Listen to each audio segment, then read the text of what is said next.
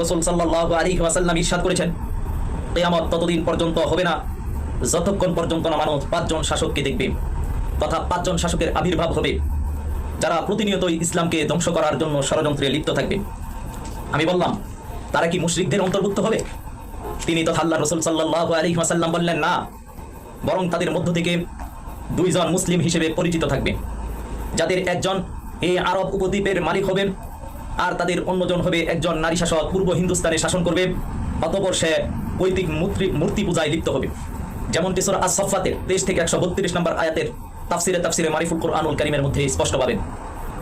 এই নারী শাসক সে মুশরিকদের সাথে একত্বতা ঘোষণা করে